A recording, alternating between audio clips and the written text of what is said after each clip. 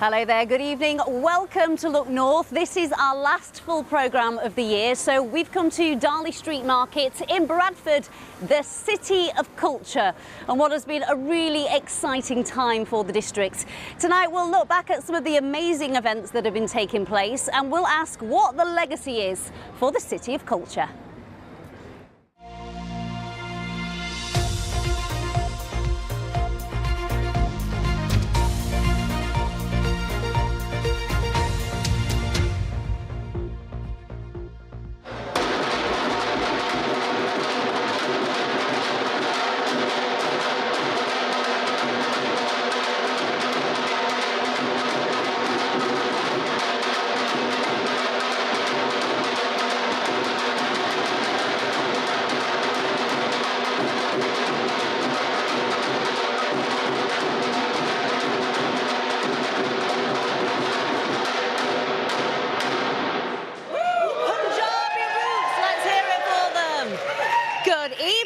What a welcome, hey. We're inside Darley Street Market. This is a new venue that opened in the summertime. There's shops, there's fantastic food outlets and fabulous entertainment. We will talk a little bit about the legacy of Bradford City of Culture shortly, but first let's have a little chat, shall we? That was great. Thank you so much for opening us in style. It's been quite a year for you guys, hasn't it? Tell us about it. Yeah, it has. I mean, we've done some amazing events this year. We've performed at Bradford Live for the King and Queen this year as well, so we've never had that opportunity before. That's absolutely amazing. Wow, brilliant. And for you, Domingo, what do you hope will be the legacy of the Year of Culture? I suppose it's all about keeping the positivity going around within arts, culture, the surrounding people, the surrounding communities, and also bringing people from the outside area into Bradford and sharing what we do best. Yeah, and as creators, have you felt a difference in the city? It's been absolutely amazing. This year has been absolutely amazing, and we're really looking forward to what's going to happen and come in the following years as well. It's been speechless, really, to be fair. Good year. Well, thank you so much for that. So, a great year, but has it been financially worth it? It's cost £51 million, and that is largely down to taxpayers' money. So, Olivia Richwald has been taking a look into it.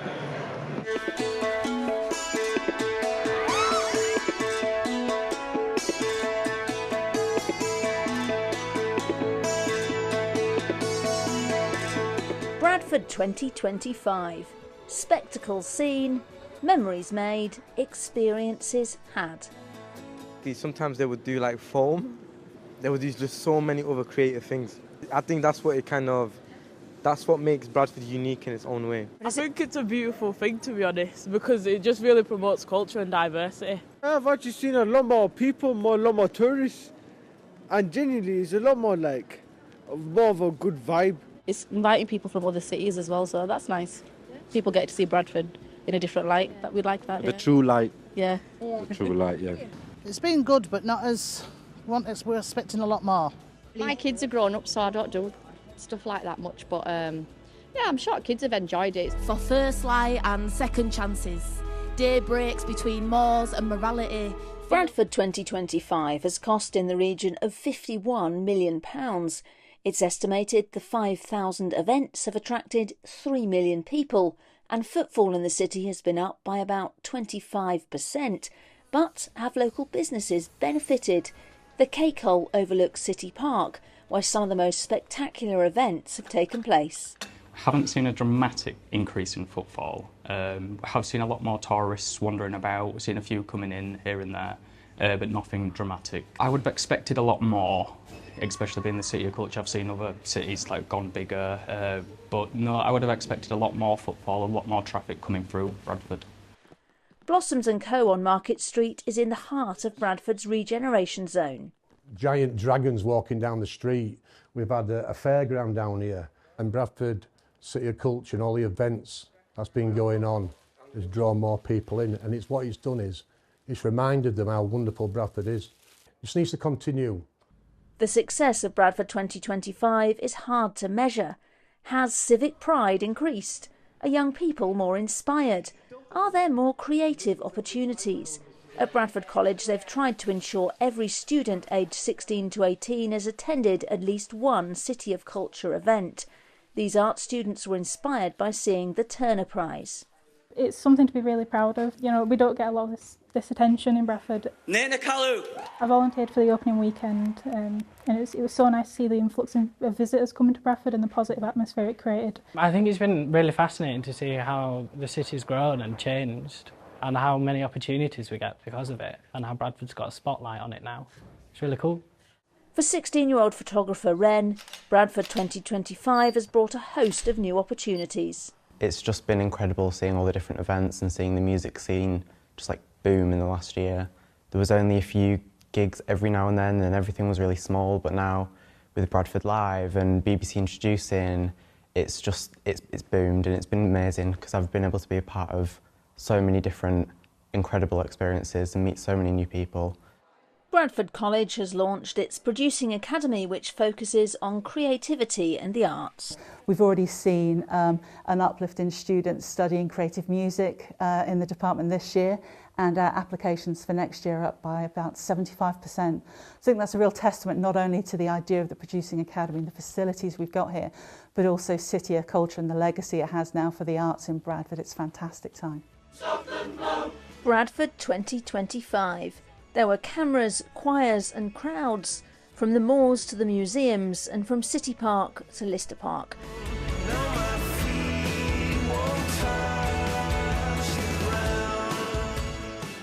Bradford's year in the cultural spotlight is almost complete. Olivia Richwald, BBC Look North, Bradford. Well, I'm joined now by Councillor Susan Hinchcliffe, who's the leader of Bradford City Council. Thanks for being with us this evening, Susan. £51 million we now know that this City of the Year of Culture has cost. 31 million of taxpayers' money, then 10 million of that has come from Bradford Council's own budget. Has it been worth it? So obviously we've had a fantastic year, and it is an investment. Without that contribution by Bradford Council, we wouldn't have got in that £51 million for the City of Culture year. And on top of that, we've had the investment in Foster Square, £35 million, 7 trains a day to London now going from Bradford Foster Square. Britschool North is being confirmed for Bradford. So all that has come out of being City of Culture, and we're on a journey to get a better economic future, and this is very much part of it. The City of Culture has come in a year when Bradford residents have seen a 10% increase on their council tax payments, and there's a possibility of a further 5% rise next year as well. How much pressure has BD25 put on the council's budgets? So a lot of the £10 million has been capital expenditure. So there's been 3 million of it gone across different community centres, Bingley Little Theatre, for example, the Bronte Birthplace, Bronte Parsonage, that are lasting legacy projects for the whole of the district for the next 10, 15, 20 years. And that is the kind of investment we want to make, long-term investment. But it absolutely brings in culture and art, but also business investors into the district to create new jobs and a better future for our young people. And that is key to our future success. Yeah, we always talk about legacy, don't we? So what happens now? What's the aftermath of the City of Culture? So I'm pleased to say that the City of Culture Trust will be continuing. They've got 2,000 volunteers that have been instrumental to making the year such a success, and they will be continuing as well, supporting district events throughout the year. So there's lots of opportunities to get investment in from other partners. We're already talking to other people about getting more money in for next year, and that will continue, because this can't be a full stop, it has to be a comma, and we're going to capitalise on it and really make sure it contributes to our economic success in the future. Yeah, some people might be watching this and saying this is all well and good, but we don't want our bills to go up because we've not dipped into any of this cultural experience. Where will the money come for the next step?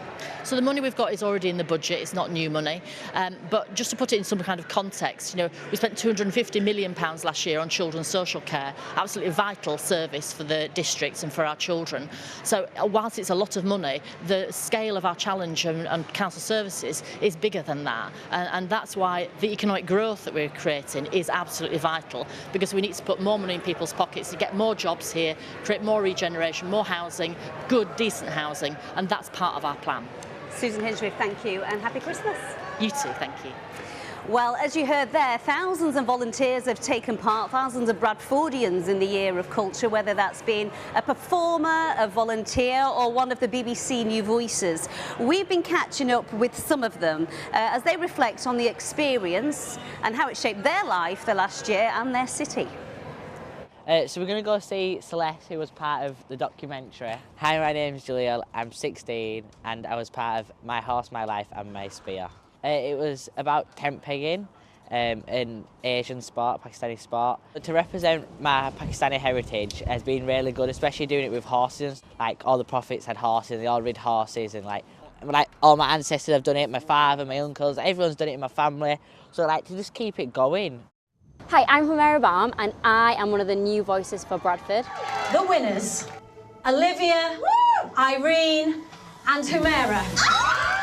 So by trade, I'm an optometrist and I test eyes for a living. So this is very different for me. I never saw myself in the world of media. I was involved in the UK's first terrestrial broadcast of Eid prayers. And then Irene and I did Bargain Hunt, which is a national show. Bradford, UK City of Culture has taught me that it's absolutely okay to follow your dreams. In fact, it's brilliant to follow your dreams. Oh, Taya, is this our pudding? I made this pudding and it's really Hi, my name's Taya. I'm really good at singing and dancing and I'm really good at performing. And I'm Taya's mum. We've signed up for the launch of Bradford City of Culture 2025. Seeing Taya on stage just absolutely melts my heart. If someone gives your child a chance or the opportunity to do something different, then I'll sign up straight away, because I don't want people to think, oh, she's Down syndrome, she can't do that. Hello, I'm Barbara. I'm one of the volunteers for Bradford 2025. I'm just taking my bag off and then hanging my stuff up. Bradford is a place that I grew up in. It means a lot to me. What exhibition have you come for? Being a volunteer means that I can be part of the community. I can help people understand what Bradford is about. I can welcome them, make them feel at home, whether they're from Bradford or not. I hope the legacy for me of the UK City of Culture will be to keep my eyes open, to research and to search for things that are happening in Bradford and to take part in them. Some fantastic memories there. I'm joined now by Dan Bates, who's the Executive Director of BD25. Dan, thank you so much for being with us this evening. It attracted 3 million new visitors to the city, did this year of culture, 5,000 events across the districts. Did you deliver what you hoped 12 months ago? I hope so. I'm really sure we have as well, and people have told us that we have as well. We had really big ambitions for Bradford this year. We wanted to attract as many people as possible. As you said, we did 5,000 events. What we did is we brought a lot of people here to Bradford. We also helped people in Bradford see different parts of Bradford as well. So it has been, I think it's been an amazing year. We heard earlier from Susan that your job is finished, but it doesn't stop here, does it? No, well, we hope not as well. Everyone wants City of Culture now to continue as well, and we really want the legacy of the City of Culture to really kind of grow and develop over the coming weeks and months as well. So I think it's so important. This weekend is all about closing the City of Culture as well, and as I said, there's such big events happening in Bingley this weekend. 200 people have been working all week in the pouring rain as well, so it's been really wonderful to have that kind of experience. But yeah, we are now looking to the future and more news to come and working hand in hand with the council on that plan. Do you think that there's been people come here who haven't just been part of the elite and, you know, cultural goers anyway? Are you confident that people who wouldn't normally dip their toes into art really have been here? Oh, I'm really, really confident about that. Where else could you go, Amy, where you could throw yourself into meters and meters of coloured foam, or you could then go to Cartwright Hall to look at the Turner Prize, you know, 4 leading artists from around the world, or you could spend one weekend walking over 40 miles across the district playing music as well, or for me, ending up on your doorstep in your own park, working with musicians from Kenya, working with your local band as well. For me, Bradford has been about really welcoming everybody here to the city as well. And it's not just what you see, it's what goes on behind the scenes as well. Work nearly every day in schools as well, and working with people in old people's homes as well, who've been dancing, they've been drawing as well, and that's what's been really, really wonderful. And I think for me, 87,000 people from Bradford have been in our shows as well, have participated in workshops as well, and I don't think you can beat that. No, absolutely. Well, Dan, thank you so much and congratulations on what's been a great year. We can't talk about the City of Culture without mentioning Bantam of the Opera. It's a choir of 50 Bradford City fans. It's been quite a year for them, and last night, I mean, it really culminated in taking the starring role in the Sports Personality of the Year on the BBC. Jacob Tomlinson reports. Are we actually doing this? Are you sure? It all started in January. I'd give it a good go. I've done things worse. I would if you would, yeah. I won't do it now. Footy fans? Singing opera? Nah. Unbelievable! A call out for Bradford City fans to sign up to join the choir, led by former player and manager Chris Kamara. My head's there. The question is, oh, do you fancy it? With their applications sent in, the 50 choir members were selected out of more than 500 applicants. Your Thursday nights are about to get a heck of a lot busier, Desmond, because you're in. You made it! It was time for the first rehearsal, and what better way to kick things off than with a special guest. Leslie Garrett is hiding in the back room for your rehearsal. I just couldn't not be here, could I? With Leslie Garrett on board and choir leader James Sills guiding the group from strength to strength, it was time for their first public performance. But not the usual type you'd expect.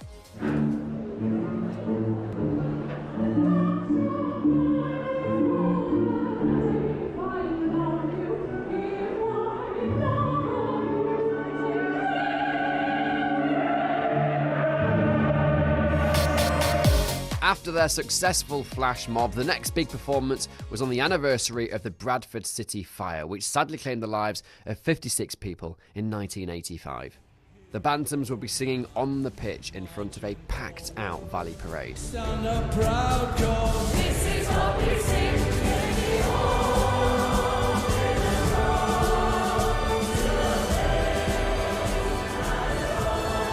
As the year progressed, the choir performed in London with the BBC singers and even for His Majesty the King.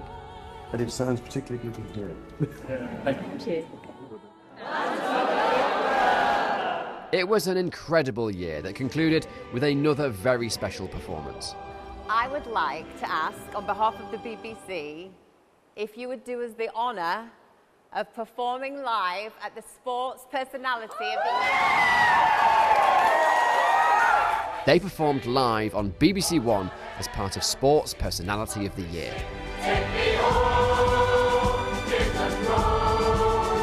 I think it's fair to say it's been quite a year for our Bradford City fans, one that I'm sure they'll never forget. Jacob Tomlinson, BBC Look North, Bradford.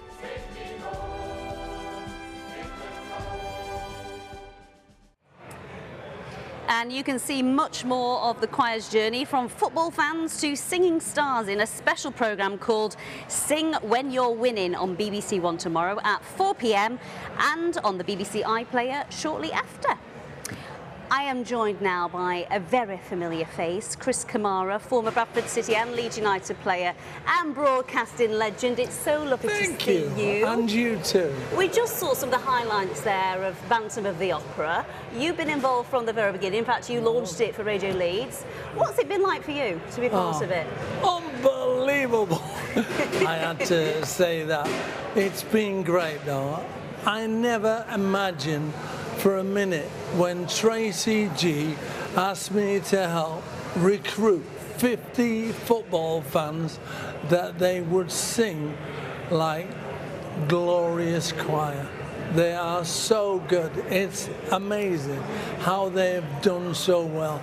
James Sills, who's in charge of the choir and the vocal side of it, has worked an absolute miracle, because they could perform anywhere in the world. They're that good. Yeah, and so they were originally put together, weren't they, to perform for the anniversary of the Bradford City fire. Did you ever think that they would go on to perform for the King on Sports Personality of the Year? Not at all. When that game against Fleetwood at the end of the season, myself and Leslie Garrett with the choir on the pitch, I thought, well, that's it, basically. But they've gone from strength to strength, and performing in front of the king. Amazing, you know, I've not even done that. And why did you want to get involved, Cammy? I didn't. Tracy G put my hand on my back. No, she said, would you help recruit these fans and we will make money for the Burns unit. So that was a great idea from her and my point of view to help raise funds. And for those of you who don't know, Tracy G is one of the producers who works at BBC Radio Leeds, so that's who Cammy's referring to. What do you think has been the highlight for the choir, looking back? Looking back, singing with me, of course. Not at all, I'm only kidding. They've sang with Leslie Garrett. They've sang with the Philharmonic Orchestra. How good does that get? And they've got so many tales to tell their grandkids and kids and everything. And it's a pinch me moment that's happened for over a year, and they deserve it. They are really good. They have been great, and I know lots of new friendships have been formed from it as well. Cammy, thank you so much. Happy Christmas to you and your family. Hope you have a lovely time. Thank you. Well, tomorrow afternoon it all comes to a close, because that's when thousands of people will gather in Bingley's Myrtle Park for the closing ceremony, and it's going to star hundreds of Bradfordians as well. Nicola Rees has been there this afternoon for a look at rehearsals. Well, it's been a really beautiful, clear evening here in Bingley, and Myrtle Park has been absolutely lit up by these rehearsals. We have had twirling and hurtling and cartwheeling from the dancers, and we've had emotion and stories from the poets and the choirs, and the lighting. You can probably still see it's been absolutely magical. Now, everyone in this performance has been recruited from the local community. They're all Bradfordians, and many of them have never even had prior experience of performing.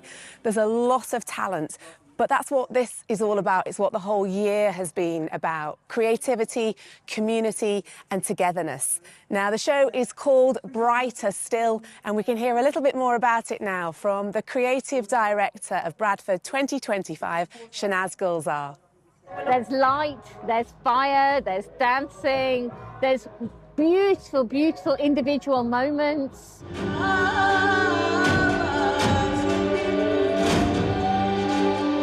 Yes, yes, Bradford! Honey! Vitame! Assalamu alaikum.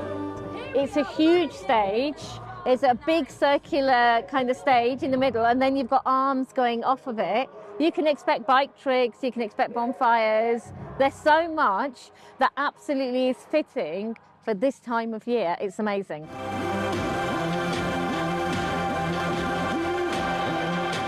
So there you are, a show that puts local people centre stage where they belong, and what a way to celebrate the end of Bradford's incredible year as City of Culture. We've got 5,000 people coming along tomorrow, and the same again on Sunday.